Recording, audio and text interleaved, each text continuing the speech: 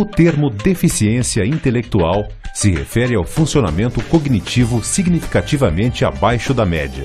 Quanto ao nome da condição, há uma tendência mundial a referir-se ao funcionamento do intelecto especificamente, e não ao funcionamento da mente como um todo, substituindo, assim, a terminologia deficiência mental. Nosso tema de hoje é diversidade na aprendizagem de crianças com deficiência mental. Como aprendemos? Uma pergunta que muitos educadores tentam responder em suas salas de aula todos os dias. Mas nós temos teóricos que nos ajudam muito a entender esse processo de pensamento. Um deles é Piaget. E Piaget nos diz que a aquisição do conhecimento acontece a partir da interação do sujeito com o objeto. Quanto mais nós entendemos como funciona a aquisição do conhecimento em uma criança normal, mais fácil vai ser a gente entender por que a criança com deficiência mental não aprende e, a partir disso, poder organizar o contexto escolar de forma que ela possa aprimorar cada vez mais a sua capacidade cognitiva. O desenvolvimento cognitivo abrange diferentes estágios do desenvolvimento. O primeiro estágio colocado por Piaget seria o período sensório-motor, que vai desde o nascimento, de 0 anos até 2 anos, desde a ação reflexa até a criança já começar com as representações mentais. A partir disso, a partir de 2 anos, a gente começa um segundo estágio que seria o pré-operatório. Nessa fase pré-operatória, a criança começa a partir de 2 anos e vai até aproximadamente 7 anos. Aí inicia a etapa do operatório concreto, que vai dos 7 até aproximadamente 12 anos. A partir de 12 anos, a criança começa o operatório formal, que a gente chama, que seria o pensamento hipotético dedutivo, que seria, a partir daí, todo o desenvolvimento durante a vida adulta. Então, que na verdade não tem um limite. Enquanto a gente estiver vivo, a gente está desenvolvendo, aprendendo e aumentando essas construções. O que é importante a gente observar é que essas colocações feitas por Piaget nos ajudam a organizar e entender como se desenvolve esse pensamento na criança. Quanto mais vocês conhecerem essas etapas e as características dela, melhor vai ser o nosso trabalho organizado no contexto da escola. Para a gente poder entender um pouquinho melhor, Piaget esclarece que esse caminho que a criança faz do desenvolvimento longitudinal, que vai desde o período sensório-motor até o operatório formal, a criança evolui no que a gente chama de estrutura de desenvolvimento. Então, essas etapas são chamadas pela literatura e nomeadas por Piaget da fase estrutural do desenvolvimento. Mas, para que a criança suba nessa etapa estrutural do desenvolvimento, ela depende de um desenvolvimento funcional. E aí que entram as primeiras organizações cognitivas responsáveis pelo processo de pensamento, que Piaget chamou de assimilação e acomodação. Para a gente entender um pouquinho melhor sobre a assimilação, pense um pouco assim, quando a criança interage com o meio, na verdade quando ela está brincando, ou ela está conversando com a mãe, ou a mãe está conversando com ela presta atenção nisso que está acontecendo. Então é como se ela filtrasse algo, que ela incorporasse elementos desse meio externo para dentro de si mesmo. Então, enquanto eu estou aqui explicando isso para vocês e vocês estão ouvindo as minhas palavras, automaticamente vocês estão assimilando isso que eu estou dizendo. Pelo menos eu penso que vocês estejam aí prestando um pouquinho de atenção nas coisas que estão sendo ditas. Então, na hora que eu digo exatamente isso, é como se vocês captassem isso. Então, são elementos que o meio está lhe oferecendo. Na verdade, seriam o objeto de conhecimento que vocês estão incorporando é algo abstrato. Mas poderia ser um objeto físico, por exemplo, uma bola, e essa imagem estaria sendo incorporada pelo sujeito. Então, a assimilação consiste exatamente nisso, em incorporar elementos do meio para si mesmo, como se filtrasse, como se captasse as coisas que a gente tem fora. Mas a assimilação nunca está sozinha. A mesma hora que a gente está assimilando, automaticamente o nosso organismo vai tentar acomodar isso. E o que é a acomodação? A acomodação nada mais é do que a gente tentar adaptar aquelas coisas que a gente ouviu, que a gente viu, que a gente percebeu, a conteúdos que a gente já tem. Então, enquanto eu estou falando para vocês, vocês estão ligando isso que eu estou dizendo com aprendizagens anteriores que vocês tiveram. Se a gente pensar em um bebezinho mamando, ele chupa um pouquinho o bico da mamadeira ou o bico do seio, mas não vem muito leite. E conforme ele mexe a boca, ele percebe que existem formas dele sugar que o leite vem com mais facilidade. Então, ele assimilou que aquilo era um bico de mamadeira e vinha o leite dali e acomodou, adaptando e mudando a sua ação a partir da hora que o resultado da ação motora dele melhorava a quantidade de leite que ele recebia. Então, enquanto a gente assimila e acomoda, que são duas coisas que acontecem praticamente simultâneas, Piaget diz que em seguida a gente equilibra um determinado conhecimento e adapta. Essa equilibração e essa adaptação que o sujeito faz dos conteúdos é sempre instável ou momentânea. Na mesma hora que você tem um determinado conhecimento, qualquer outro estímulo do ambiente pode causar um certo desequilíbrio, que é saudável, porque daí se você se sente desequilibrado por determinado conceito ou conteúdo que está sendo mostrado pelo ambiente, você vai ter que evoluir cognitivamente para entender aquilo de novo. Ou seja, pensar de novo em novas coisas, assimilar novos conceitos para depois acomodar e equilibrar. Para que a gente possa entender isso rapidamente, é só para vocês verem. Se o que eu falei vocês não entenderam, isso vai causar um desequilíbrio. E vocês vão ter que procurar entender isso de uma outra forma. Se o que eu falei para vocês entenderam, vocês vão transformar a ação prática dentro da sala de aula. Assim, a assimilação e a acomodação são ingredientes do funcionamento intelectual.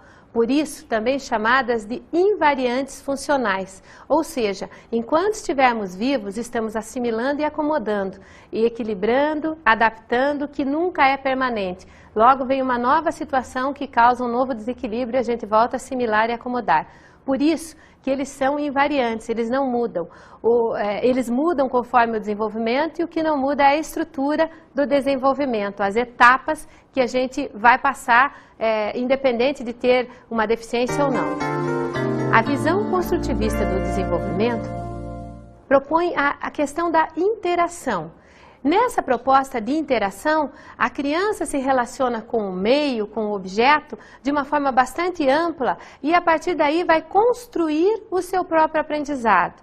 Essa construção, ninguém pode fazer pelo outro, cada um faz por si mesmo. Mas para que cada um seja capaz de construir esse aprendizado, ela precisa de alguns elementos básicos. Piaget nos coloca, vejamos, o conhecimento construído durante as interações da criança com o mundo. O desenvolvimento baseado nas características biológicas, através de transmissões sociais, e o desenvolvimento através dos conhecimentos adquiridos. Então, essas seriam etapas mínimas, seriam requisitos mínimos para que essa aquisição cognitiva seja capaz de acontecer para a criança. Se nós pensarmos em uma criança com uma deficiência mental, nós teríamos que pensar que algum desses fatores, em alguma etapa da sua vida, esteve ou está prejudicado, que impede que ela desenvolva plenamente o seu conhecimento. Ainda, nessas circunstâncias, nós temos algumas pesquisas que nos ajudam a organizar esse pensamento e a entender melhor. Um marco na história foram os estudos de Barbel e Neuder, que eram o braço direito de Piaget. Piaget, propriamente, não se interessou pelo estudo das deficiências, e muito menos da deficiência mental. Mas a Barbel, com alguma colaboração dele, aplicou as provas piagetianas em 150 pessoas, crianças, com deficiência mental já comprovada. E o que ela observou foi uma impressionante regularidade nas etapas de desenvolvimento, ou seja, seguiam as etapas igual qualquer outra criança, desde o sensório motor até o pré-operatório, operatório concreto. Na pesquisa dela, ela não consegue registrar nenhuma pessoa com deficiência mental que conseguisse chegar no pensamento formal, o que a gente chama de hipotético dedutivo, que dependeria exclusivamente do lóbulo frontal, que a gente sabe que acaba bastante lesado nas pessoas com deficiência mental. Mas essas pesquisas nos ajudam a observar que há uma regularidade no desenvolvimento, que ele é similar. Então, quando a gente está diante da criança com a deficiência, nós não precisamos ficar pensando que nós vamos ter que fazer algo além do que a gente sabe. O que a gente tem que entender é qual etapa que ela está agora. Se a gente descobre em que etapa do desenvolvimento ela está, a gente vai poder caminhar daí para frente. Então, para Barbel, as operações intelectuais estavam associadas a atividades concretas do sujeito. E, além disso, ela observava que havia, assim, quando se provocava demais cognitivamente o sujeito, é como se ele regredisse a uma etapa anterior, que ele não mantivesse o conhecimento que ele já tinha adquirido. E isso ela chamou de viscosidade genética. Nós que trabalhamos diariamente com a criança com a deficiência mental, observamos isso.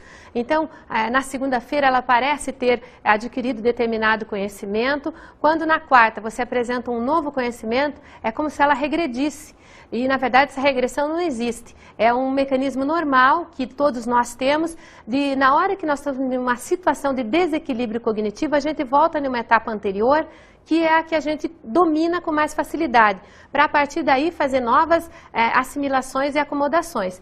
Mas, na criança com deficiência mental, essa viscosidade aparece com muita frequência e às vezes a criança se fixa na fase anterior, não conseguindo evoluir com a mesma agilidade que qualquer outra criança.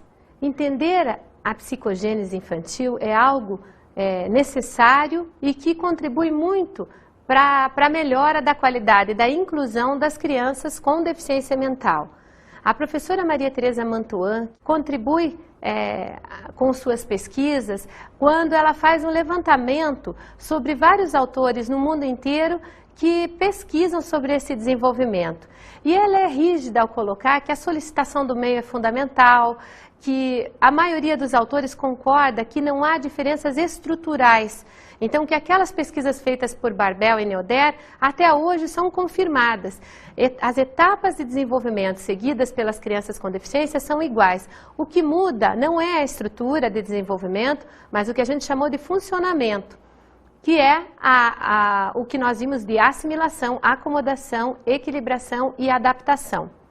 Se nós voltarmos naquele espiral, nessa figura do espiral que vocês estão vendo, vocês pensem que quando a gente fala em estrutura, a criança está subindo nesse espiral. Mas para que ela suba, ela depende do funcionamento, que é essa capacidade de assimilar e acomodar. Se a criança não consegue assimilar e acomodar perfeitamente, mais difícil vai ficar esse processo, mais lento, vamos dizer. E às vezes não chegando ao raciocínio formal, que é o nosso interesse, que é para que ela realmente possa ganhar toda uma autonomia. Se nós pudermos transformar isso em uma ação prática, vamos transformar isso para uma ação que aconteça dentro da sala de aula. Para a criança assimilar e acomodar uma coisa que a professora está falando, ela precisa do quê? Se vocês pensarem por um momento, o que a gente precisaria para assimilar? Transformando isso para o lado da neuropsicologia, seria a capacidade de manter a atenção. Então, enquanto eu estou falando, vocês têm que manter um mínimo de atenção para que vocês possam assimilar o que eu estou dizendo. Fora a atenção, a capacidade de percepção, de memória. Então, o que eu já sei sobre isso, que eu preciso estar resgatando. Então, a assimilação, ela envolve todos esses processos de atenção, de memória, de percepção, o mínimo de raciocínio, onde a gente discrimina, classifica, faz a seriação, então acaba envolvendo todas as áreas do cérebro, para chegar finalmente na capacidade de adaptação, que seria dentro do lóbulo frontal. Então, se há uma lesão difusa, se há lesões em etapas diferentes do desenvolvimento, essa parte fica bastante comprometida.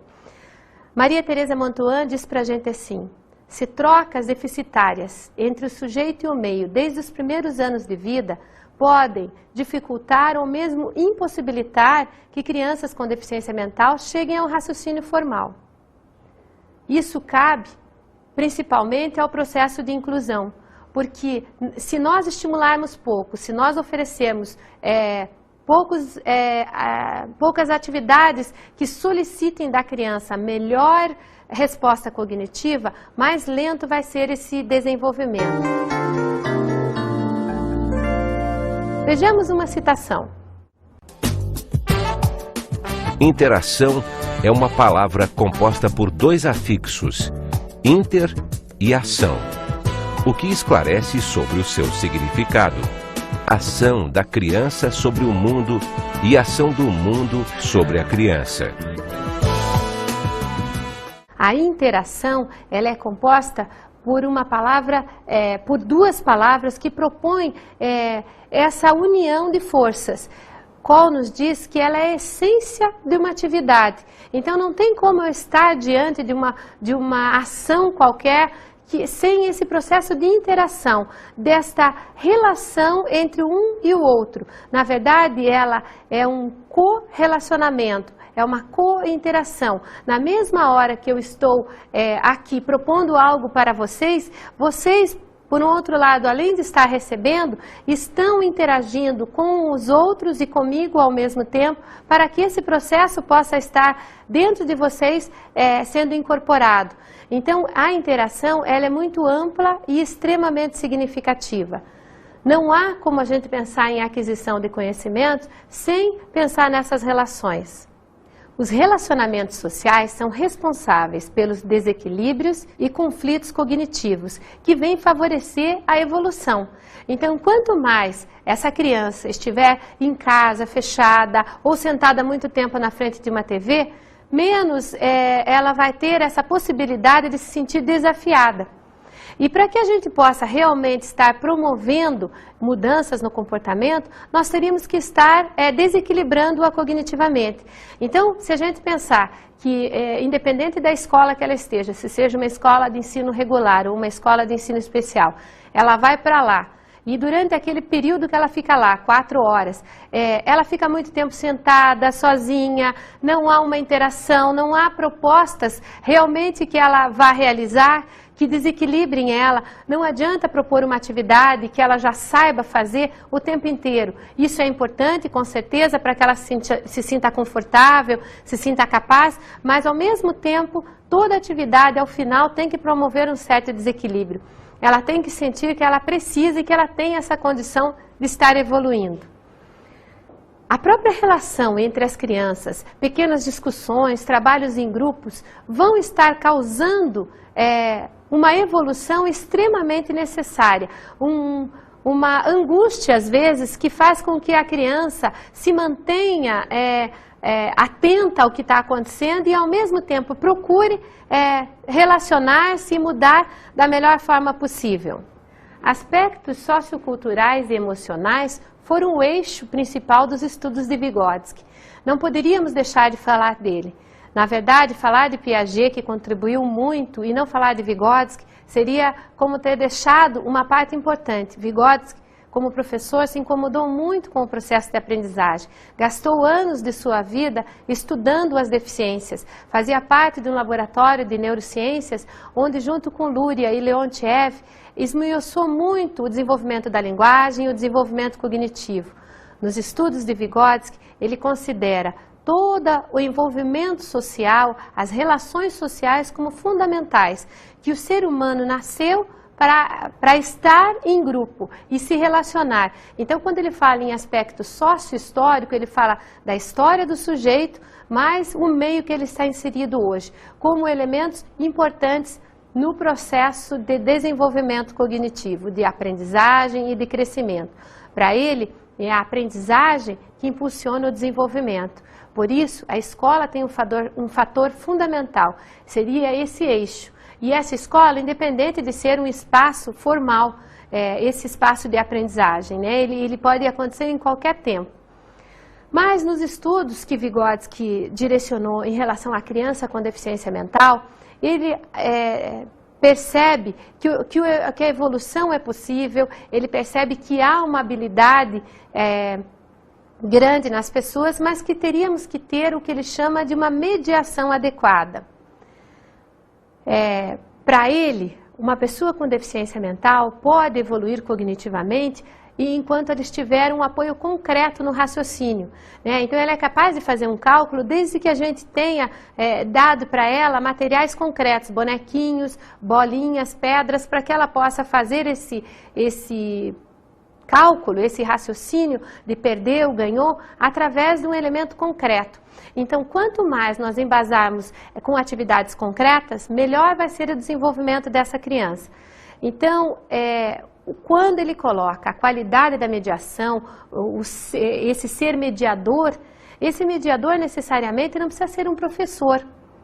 Com certeza o professor ocupa também esse espaço, mas uma outra criança pode estar mediando cognitivamente, às vezes até um brinquedo bastante complicado ou algum brinquedo de encaixe que desequilibre cognitivamente a criança, também é um mediador dessa aprendizagem.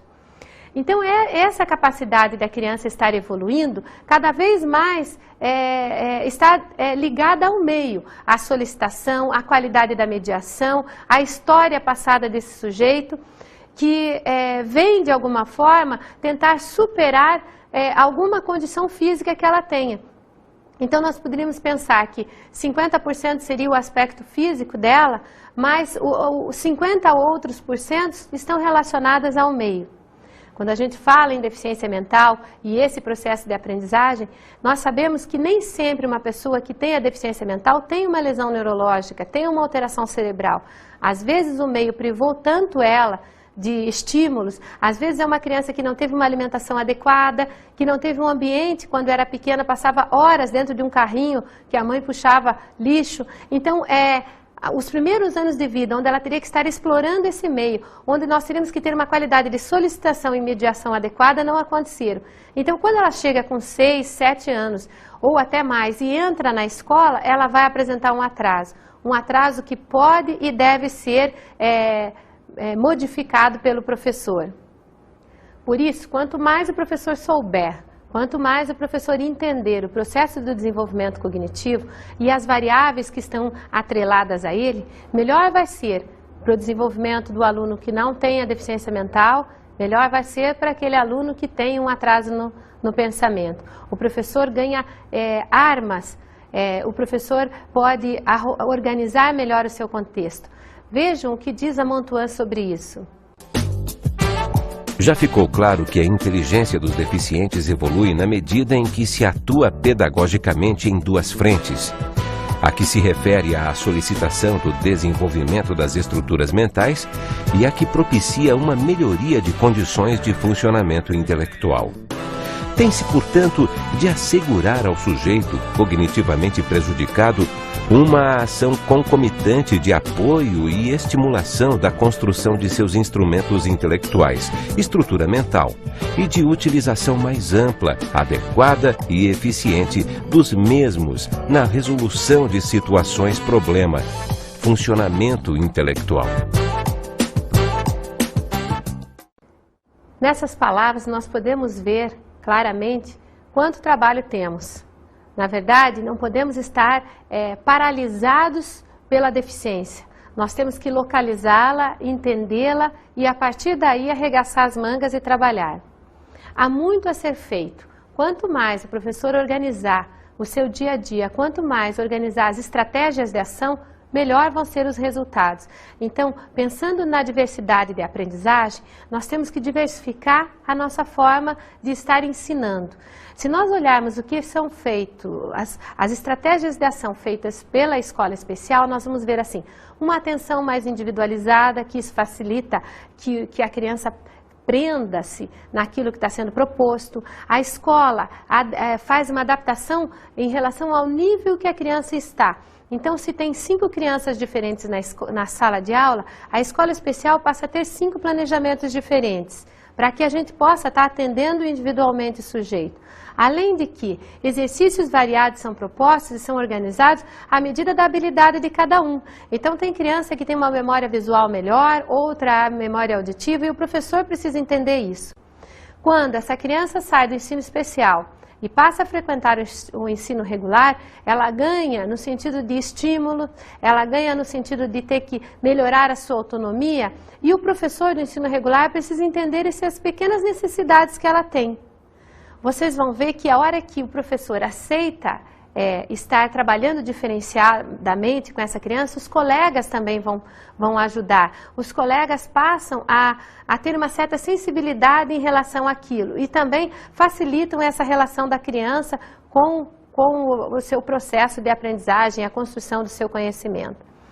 É muito importante nós estarmos pensando que a gente não deve estar sozinhos, que a gente já até falou nas outras vezes. Então, se o professor está se sentindo inseguro, está com dificuldades, procura um especialista, procura um profissional da área, tenta modificar a sua ação propriamente dita. Se a gente está tendo essa criança com deficiência mental com um problema de comportamento associado, ela está manifestando que algo não está bem para ela. Ou nós estamos cobrando demais, ou as relações, as interações sociais não estão favorecendo que ela esteja bem ali. Se ela não está bem no contexto, é óbvio que ela não vai aprender. Então, se ela estiver apresentando essa dificuldade no comportamento, não é porque ela é uma criança com deficiência mental que ela tem essa dificuldade de comportamento. É porque o meio não está fazendo com que ela se sinta bem. E ela está precisando usar essa alteração de comportamento, que às vezes é por distanciamento, agressividade, eu não sei bem, vocês vão ter que observar a criança que vocês têm aí, mas como um mecanismo de defesa, sinalizando para o professor que algo não está bom.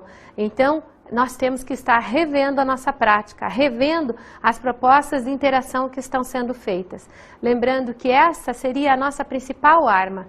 Através da interação, através desse relacionamento, através desse olhar do professor para a criança de confiança, de crédito, de pensar que ele vai ajudar ela a progredir cognitivamente, melhor vai ser essa evolução.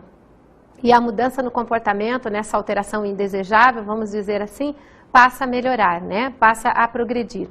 Não esquecendo que a família é um eixo de apoio importante. Mesmo no caso de uma criança com a deficiência mental, que a gente pense, a família não entende do processo de aprendizagem dentro da escola. A família pode não entender da parte pedagógica, mas ela entende do seu filho.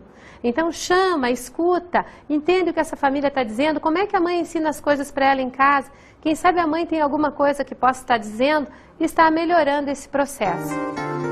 Diversidade na aprendizagem de crianças com deficiência visual. A deficiência visual ou a cegueira é uma deficiência do tipo sensorial. Então essas alterações que a gente tem no sistema sensorial, na capacidade de percepção do meio, podem causar algum atraso no desenvolvimento. Então, se nós pensarmos e observarmos, as crianças que não enxergam, que são cegas desde pequenininha, podem apresentar esse atraso. Então, mesmo que a gente saiba e entenda que essa criança tem uma certa lentidão no seu aprendizado, o seu equipamento cognitivo dentro do seu sistema nervoso está preservado. Não há nenhum tipo de lesão ali que possa, de alguma forma, estar dizendo que ela tem uma deficiência mental.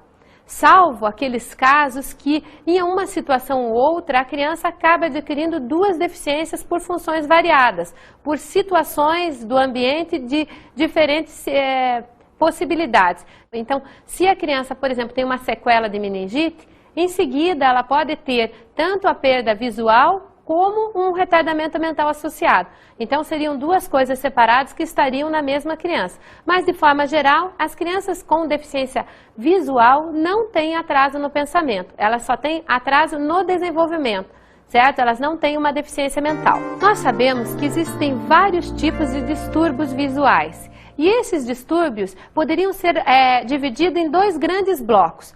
O momento do surgimento dessa deficiência ou dessa perda visual e o grau de comprometimento ou o grau de perda visual que essa criança tem.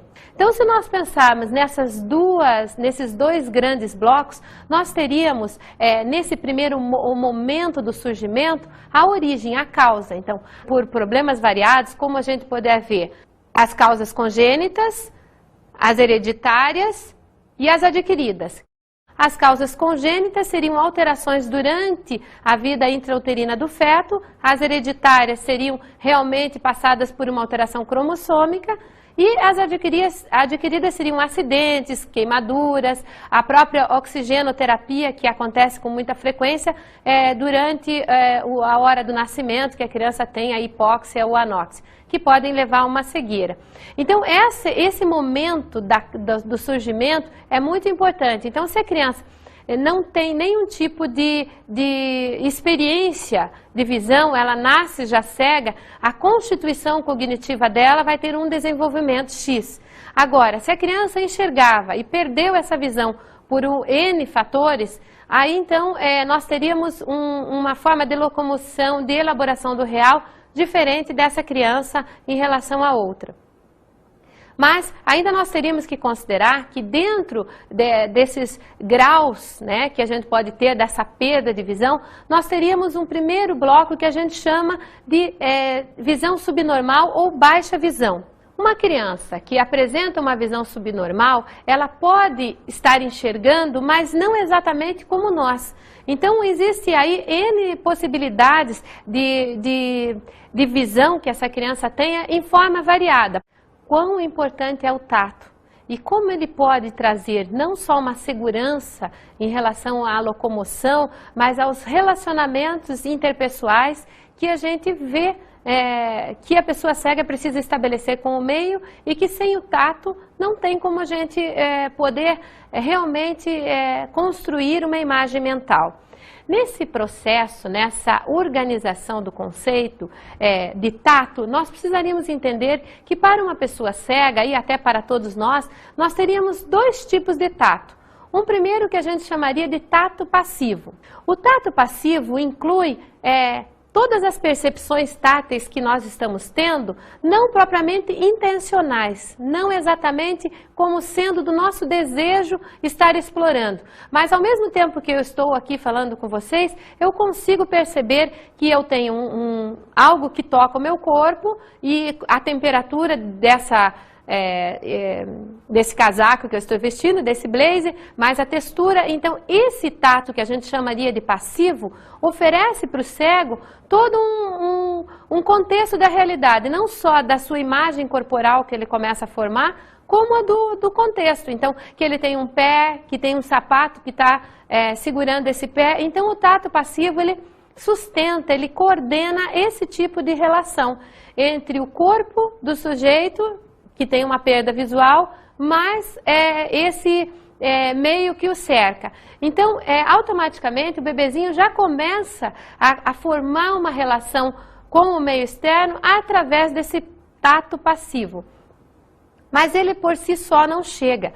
A criança precisa ser estimulada ao tato que a gente chamaria de tato ativo, que seria não só a pele, mas o uso dos músculos, do músculo como um todo. Por exemplo, pegar um brinquedo e explorá-lo, mexendo. Na hora que a criança está mexendo, ela está usando a força, ela está usando a manipulação do objeto com a coordenação e vários outros fatores, né, que a gente vê associado, mas esse tato ativo é que vai fazer com que ela possa construir uma imagem completa desse contexto. Então, não só do que ela está sentindo, mas também do que ela pode estar mexendo.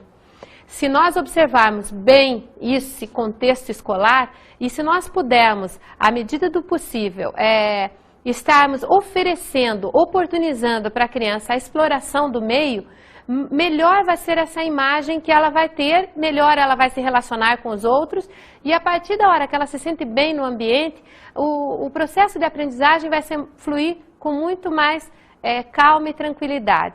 Então, nós precisaríamos entender um pouco sobre a aprendizagem escolar.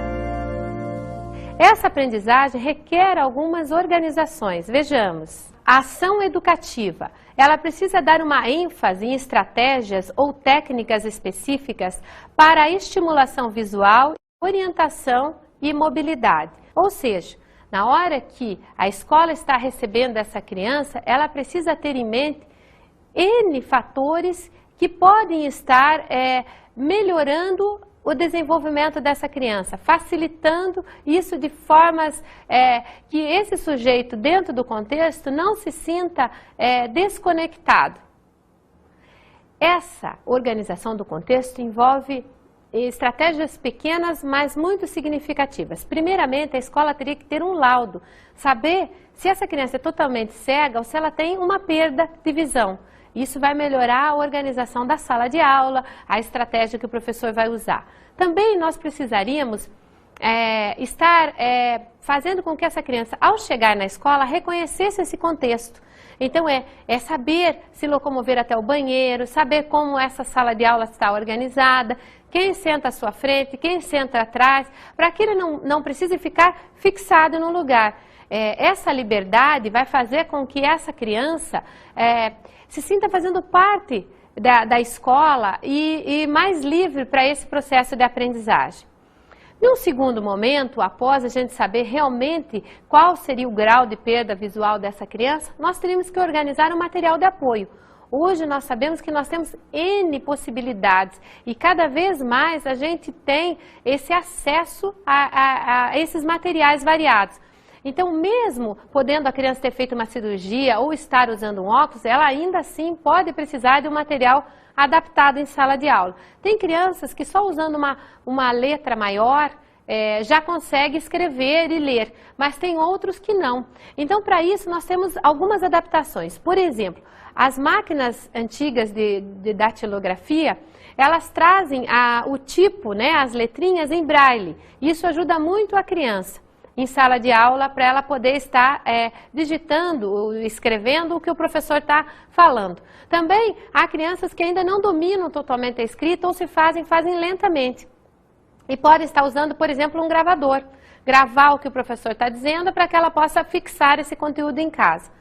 Ainda, fora a máquina, hoje nós temos materiais de apoio bastante modernos. A própria reglete, que é a régua que a criança usa com um furador para marcar as letrinhas do braille, ela pode ser de bolso como pode ser um material adquirido pela escola. Então, tanto o professor pode ter acesso como o aluno que tem a deficiência visual. Ainda, além da reglete, nós teríamos o soroban, que é para o cálculo, que ajuda muito nessa elaboração dos conteúdos matemáticos mais concretos. E hoje o computador é a maior arma, se a gente pensar em termos de utilização no contexto de sala de aula. O computador hoje traz a possibilidade do braille no teclado e a ampliação da letra na tela. Além de tudo, nós temos computadores que funcionam só com o som. Então, a criança digita e ele tem a resposta visual, auditiva do que ele está dizendo. Então, ele digita a letra A e sai o som A. Ele consegue ter a noção de se ele está errando ou acertando na escrita. Na verdade, nós teríamos hoje uma grande variedade de materiais que pode estar facilitando, considerando que a gente sabe o potencial da criança e de que ela não tem uma deficiência mental. Então, depende realmente dessa adaptação do contexto. Por isso, a gente pede e deixa aqui como dicas alguns cuidados mínimos que a gente deveria ter no contexto. Por exemplo, nós não deveríamos falar muito alto com a criança cega, porque ela é cega, mas não é surda. E às vezes a gente acaba achando que porque ela não está enxergando, se eu falar mais alto, isso vai ser melhor para ela. Ainda, nós teríamos que ter o cuidado de não puxar a criança pela mão ou pelo braço. E sim dar o nosso braço ou a nossa mão para que ela segure na gente.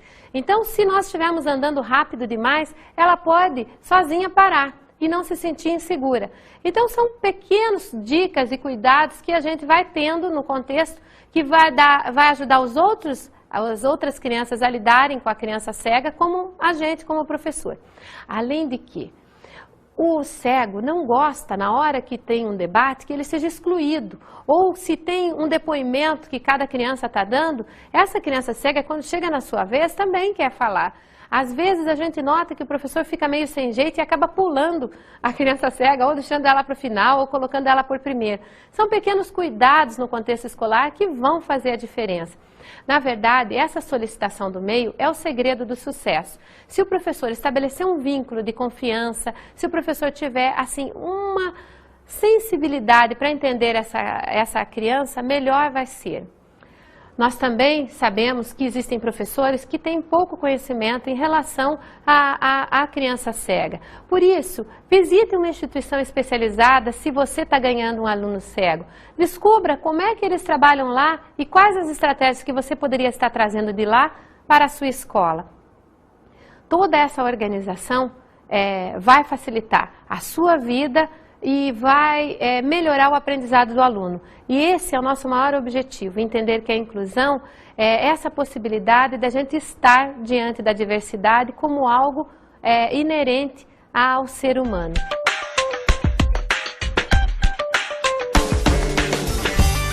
A indicação para esta aula é um livro de distribuição gratuita pelo Ministério da Educação. O livro Caminhos do Aprender, de Isabel Neves Ferreira, pode ser solicitado no seguinte endereço: Ministério da Educação, Coordenadoria Nacional para a Integração da Pessoa Portadora de Deficiência, Esplanada dos Ministérios, Bloco B, Brasília, Distrito Federal.